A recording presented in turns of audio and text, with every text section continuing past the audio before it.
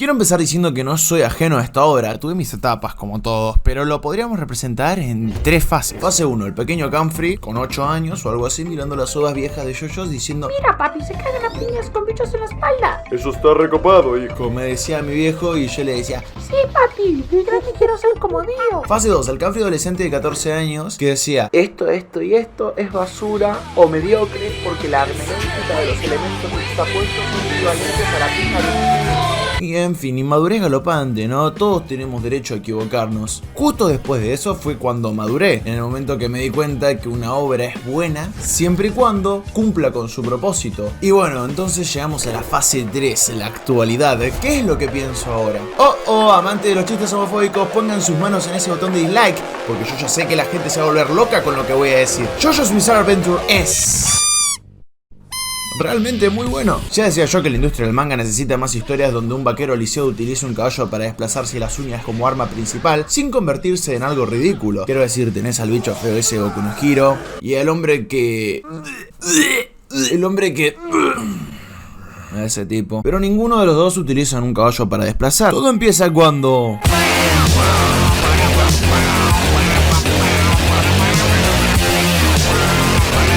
muchas veces solemos sentirnos como grandes maestros inquisidores, ¿no? Al encontrar cosas como agujeros de guión o fallas en la coherencia de una narrativa y caemos en la típica falacia de como acá hay un fallo argumental, entonces esto es una mierda.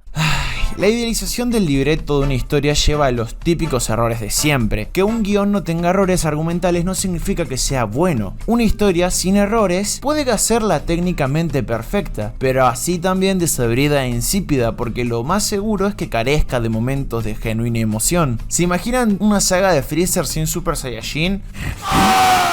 Después tenés a los enfermitos que te critican en una obra porque no les gusta la premisa.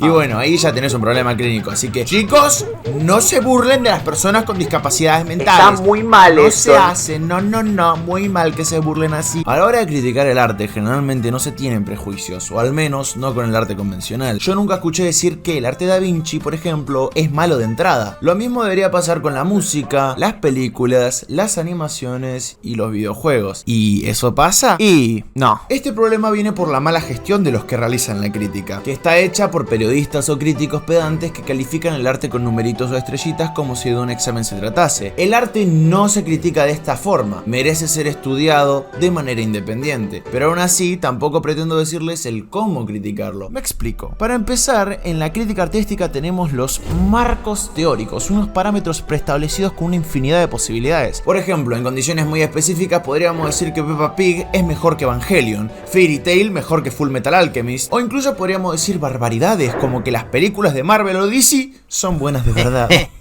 Platón, en su infinitamente limitada sabiduría, sostenía que el único tipo de arte válido era el teatro, porque nos permitía a nosotros proyectarnos y expiar nuestros pecados mediante él. Ay, ¿eso invalida todo lo que dijo en su vida como filósofo? No, para nada. La apreciación del arte o el arte en sí son cosas completamente separadas a la persona, ya que, irónicamente, sin saberlo, Platón también hacía arte. También se debería separar el arte del artista, o quizás no. Todo depende del marco teórico que se aplique. Pongamos otros ejemplos. Una obra puede cambiar la forma en la que se aprecia el arte, o incluso la forma en la que se hace. En la primera década del siglo XX, Pablo Picasso creó el cubismo, revolucionando el arte y constituyendo la primera de las vanguardias artísticas. Podríamos decir que una obra es buena o mala dependiendo de lo mucho que se parezca a la artificial realidad en la que vivimos. Así también podríamos decir lo mismo dependiendo de su impacto social. Como por ejemplo es el caso de Clockwork Orange de Stanley Kubrick, una película que me gusta mucho. En el año 1972 fue prohibida porque unos imbéciles en Inglaterra se vieron inspirados por la ultraviolencia expuesta en el filme y salieron a cometer todo tipo de crímenes, haciendo muchas referencias hacia la película. Un largometraje, la errónea interpretación del mismo, pueden generar consecuencias letales. Como esta, la estupidez es mortífera. También podemos basarnos en los cambios que generaría en el arte y en su tendencia a futuro. En el momento que un formato tiene éxito, la industria intenta imitar la razón del mismo para sumarse a la ola de beneficios, como el gran cambio que sufrió el cómic, para bien, gracias al éxito de la historieta oriental, o manga, conduciendo el arte hacia nuevas fronteras gracias a la innovación y la creatividad de los artistas. Y también el interés de las empresas, ¿por qué no? Y todos estos marcos teóricos son igual de válidos. Lo que verdaderamente importa es el valor que uno no le dé, y sobre todo hay que entender los parámetros que utiliza cada quien. Pongamos de ejemplo a DashoScript. Él solía decir algo como: y que todos los juegos buenos o que él considera arte tienen que tener algo para contar, teniendo una clara predilección al apartado narrativo o ludonarrativo más que al interactivo, parecido a Link's Reviewer. Este último considera a Pokémon Blanco y Negro como el mejor de la franquicia, porque justamente narrativamente es lo máximo que tiene para ofrecer esta saga de videojuegos, que se supone un RPG donde la historia tendría que ser de lo más importante, y la historia de estas entregas tiene este apartado mucho más pulido que las demás. Así también a la hora de jugar un título, sea RPG o no, lo valora desde que empieza hasta que aparecen los créditos. No se basa en elementos como el postgame, el juego competitivo o la rejugabilidad, elementos que yo personalmente valoro muchísimo en un videojuego. Esto se debe a que yo de niño no tenía mucho internet y los juegos que jugaba los rejugaba muchísimo. Es por eso que veo con otros ojos a la rejugabilidad, al postgame, etc. Pero pongamos otro ejemplo aún más conocido. Video Game Dunkey, referente para muchos, un ignorante de mierda para otros. Él se basa en el cómo se juega, en que un juego sea divertido, siendo este el valor determinante en su crítica. Por lo tanto, si él se pone a hablar de un RPG, no creo que su opinión sea muy relevante, porque evidentemente lo que menos busca él en un jueguito es un sistema de grindeo farming repetitivo, que básicamente tienen todos o casi todos los RPGs. No es que esté bien o mal esta característica, es que sabemos que a él no le gustan, y eso es válido. Entonces, no resulta raro que no le guste Octopath Traveler o Xenoblade Chronicles 2, porque no es lo que él busca en un título. Podríamos decir que su marco teórico es la finalidad más primigenia de un videojuego, en que estos sean divertidos. Y si nos basáramos en un marco teórico como hasta qué punto de estupidez se puede llegar sin volverse algo odiable, claramente tendríamos de referente a...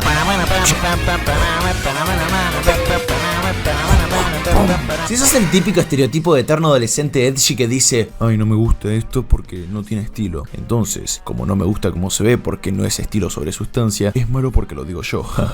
No solo sos sesgado e ignorante, también sos un pelotudo amargado. JoJo's Bizarre Adventure no solo le hace honor a su título, sino que también rompe todas las barreras que se propone. Hasta como obra individual cuya calidad se podría juzgar por su coherencia narrativa funciona. Pero no es un foco principal al principio. O al menos, no hasta después, donde marco teórico que se aplique el lugar donde sabe sobresalir. El crecimiento de Araki y la consecuente maduración de la obra es palpable en el desarrollo de la misma, teniendo arcos tan variados como una historia de vampiros, un sistema de poder basado en respiración, diseños grandes y robustos de Phantom Blood, hasta una historia de gángsters con un sistema de poder basado en el espíritu y unos diseños estilizados y un tanto andróginos de Evento Aureo. Si viéramos las etapas de maduración del autor, podemos representarlo en 3 meta-arcos. El primero es más tosco a respecto de los demás arcos. Por ejemplo, tenemos estos diseños de hombres grosos y tonificados, haciendo una clara referencia al fisicoculturismo y también teniendo como clara influencia a Hokuto no Ken. Su tan representativa esencia se definiría en estos 3 primeros arcos, donde cosas como esta pasaban recurrentemente sin perder el hilo narrativo. Es obvio que todo era una hermosa hipérbole, hasta se podría llegar al pensamiento de que está parodiando al medio y a los neketsus más genéricos, exagerando cosas como la anatomía, los poderes y las características narrativas. Podríamos decir que nunca se tomó en serio a sí mismo, y esta idea llega a su máxima expresión en Battle Tendency, donde se usa la tapa de una Coca-Cola como arma. O una mano cercenada impulsada por un volcán es una táctica viable en una pelea contra un super vampiro, super mutante, super sexual. Elementos tan representativos de la franquicia como los nombres referenciando a artistas de los 70s 80s, los diseños extravagantes y las habilidades rebuscadas ya eran el común denominador de cada capítulo. Esta fórmula se iría refinando a lo largo de los arcos, llegando a...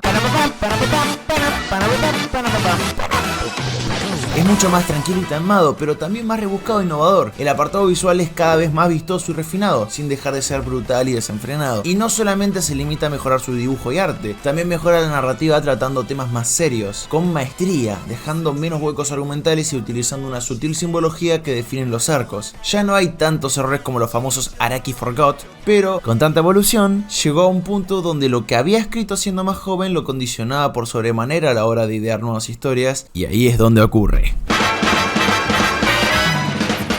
El tercero, acá es donde está el más refinado estilo artístico y narrativo de Araki, siendo ya literalmente un seinen por la publicación mensual de la revista que lo distribuye. Y no solamente eso, su arte.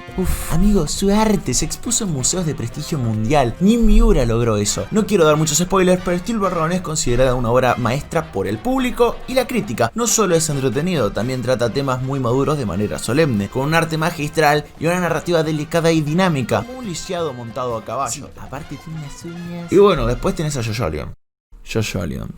Jojo Alien no se queda atrás, cambia de ritmo radicalmente pasando de un western a un thriller donde el villano tarda 3/4 de la obra en revelarse de forma formal. Es como si fucking Death Note se contara desde el punto de vista de él, brindándonos majestuosidad narrativa en cada panel, en cada diálogo, habiendo simbolismo y sutilezas en todos lados, profundidad en cada personaje, muy al estilo de Monster pero con un arte aún más evolucionado. Acá es donde el autor se siente tan cómodo consigo mismo y con el estilo que está llevando que no quiere dejar de crear. No es tan accesible y universal como Steel Run, evidentemente, y es esa naturaleza más adulta y calmada la que aleja a los fans que vienen acá por los memes. Y hablando de los fans y los memes, es aquí el mayor problema de JoJo. Bueno, en realidad, de cualquier otro producto medianamente conocido, el fandom. Hablar de estos temas es medio de boluditos, esos que les gusta decir obviedades en los videos, pero lamentablemente es imposible hablar de esta obra sin hablar de su impacto en la sociedad. Hay muchas reacciones cuando alguien menciona algo referido a JoJo. Están los que te miran con cara de eso y se alejan lentamente por tu hedor. Están los que la cazan al vuelo procediendo a posar y a escupir JoJo referencias de manera acelerada. Y están los que dicen: ah, sí, el anime ese de los memes. La mayoría de las personas del fandom llegaron entre los años 2015 y 2019, justo cuando explotó la cultura del anime en este hemisferio, transformándose en algo popular y entrando al mainstream por la puerta grande. Y JoJo cumple un rol importante ya que supo destacar por ser muy distinto a todo lo que había en la industria, como los diseños extravagantes, narrativas curiosas y rebuscadas y bueno, el estilo. ¿Y qué estilo? Yo recuerdo haber sido muy feliz en ese tiempo. Me parece agradable que la gente comparta lo que a mí me gusta, porque cuando algo consigue reconocimiento también obtiene viabilidad económica. Pequeño detalle. Pero entiendo también que no todos piensen así. No es raro escuchar que algo se convierte en una mierda cuando se vuelve popular, pero la realidad es que ni todo lo popular es malo, ni todo lo desconocido es bueno. Pasó con Billie Eilish, por ejemplo. Los que la conocían desde antes se sienten superiores por simplemente eso, conocerla desde antes, catalogándose a sí mismos como los OGs, los de la vieja escuela o los verdaderos fans. Y es ese sentimiento de superioridad de las personas para con cierta obra lo que realmente arruina la mayoría de las cosas populares, y que la gente se vea reacia a algo que quizás sí esté bueno. Que aparezcan los elitistas es normal, pero no es sino una consecuencia directa de que aparezcan estas personas novatas dentro de un fandom, que se la pasan rompiendo las pelotas con algo que les gusta, pero rompiendo las pelotas muy duramente. Y la razón de esta falsa superioridad no es ni más ni menos que el tiempo. Me parece nefasto que se sataniza un producto porque su público le desprestigie. Obras que tienen cosas para aportar, o productos que tienen cosas para aportar, pero sus seguidores lo arruinan con su desmedido fanatismo. Pasa incluso con los filósofos, por ejemplo. Nietzsche, con su célebre frase "Dios está muerto", tiene una frase que parece como muy cool, ¿no? Muy edgy, muy... ay, me lo voy a poner en la remera, le voy a poner calaveritas y un efecto de glitching para que parezca súper moderno. Más que ser una frase marketinera para poner en una remera, es la culminación de un análisis sociológico y filosófico de la realidad, sujeta a su compleja cosmovisión, teniendo como base la tesis de su maestro Schopenhauer, haciendo una antítesis al nihilismo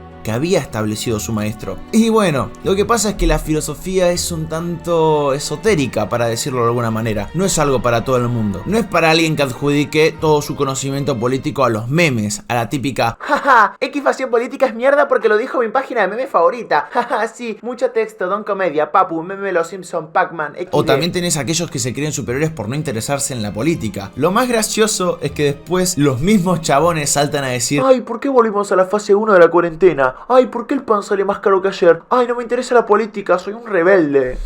Bastante ridícula toda la situación. El fan promedio de JoJo siempre relaciona todo lo que existe con la serie. Encima lo hacen por joder, no es que lo hagan en serio. O al menos eso espero, ¿no? No es que vayan por la vida haciendo poses como personas con claras discapacidades mentales. Una de las cosas que hacen, por ejemplo, es ir a un tema de Prince que casualmente se relaciona con alguna parte de la historia de JoJo's, y en los comentarios está plagado de personas hablando de algo que no tiene nada que ver con el tema en sí. Y no solamente pasa con JoJo's, pasa con cualquier tipo de fanáticos, pero es innegable que los JoJo fans se notan más. Odio a los Simpsons, odio la referencia a los Simpsons, pero sería como ese capítulo donde los Simpsons ve a los Simpsons mujer en todos lados porque lo dejó. Sí, así, pero más estúpido todavía. Y bueno, también esta es una de las razones por las cuales antiguos fans o que se consideraban fans dejaron de serlo porque simplemente no se bancaba más el fandom, odiando ya a la obra. O sea, ya pasó de ser un meme a algo que odiaban, ¿entendés? Pasó a ser de algo que les gustaba a algo que odian, y eso, aparte de ser inmaduro y completamente estúpido, en cierta medida se puede entender porque la gente es muy densa con estos temas.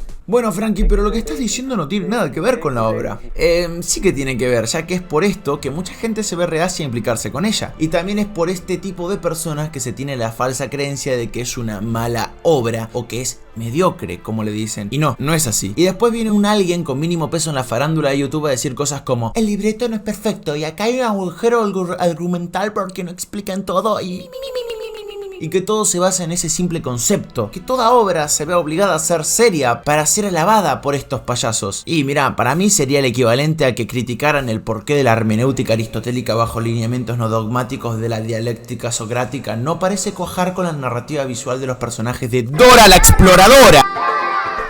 Ok, ahora, cuando Dora la Exploradora te genera una crisis existencial, es momento de tomarse un descanso y hablar de un poquito de ropa de alta costura, ¿no? Lo normal, ¿no? Tranqui. Bueno, lo que quiero decir es que Araki hasta hizo una colaboración con Gucci, amigo. ¿Qué mangaka hizo eso? La exposición fue llevada a cabo en Shinjuku Takano Building, anunciado en agosto de 2011. Un evento que fue llevado a cabo con un manga llamado Rohan Kishibe Goes to Gucci, haciéndolo la primera vez que esta marca colaboró con un ilustrador de manga cómic en la historia. Por cierto, antes cuando dije que Araki hizo una exposición en Gucci 2011...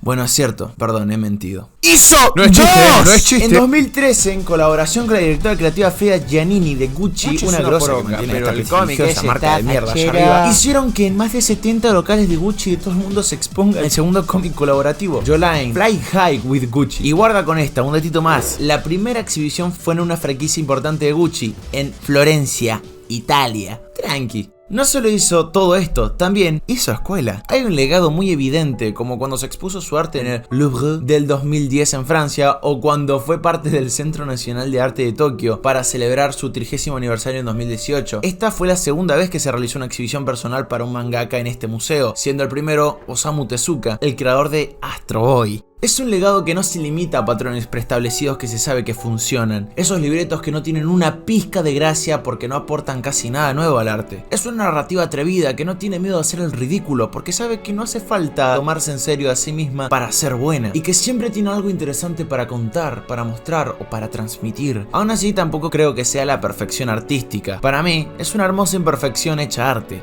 que representa el crecimiento y la maduración de un gran artista. Seguro lo más probable sea que no te guste nada de lo que tiene para ofrecer, y también dependiendo del marco teórico se podría decir que es bastante inconsistente o directamente malo en apartados como el realismo, que tanto parece importar en estos tiempos. Aún con todo esto dicho, los insto a que vean esta aventura y la experimenten por su propia cuenta. No sean crédulos, si quieren opinar de algo, no se queden con las cosas que yo diga o las cosas que cualquier otra persona vaya a decir. Investiguen y razonen por su cuenta. Hagan uso de los que los hace únicos, su forma de ver las cosas. Pero en lo que a mí respecta es una obra que golpea tan fuerte que siento que me distorsiona el espacio-tiempo. Y lo que sé también es que se quedará conmigo. A pesar de todos sus fallos, forma parte de lo que yo considero buen arte, o al menos del que a mí me gusta. Y los insto a que les den una oportunidad para que quizás también se quede con ustedes. ¿Cuánto le damos, chicos? 5 de 5. Olvídate, Rey, olvídate, olvídate, obra maestra, ¿Sabes que está viendo esta mierda? Tipo, todo un video de... ¿Cuántos minutos son?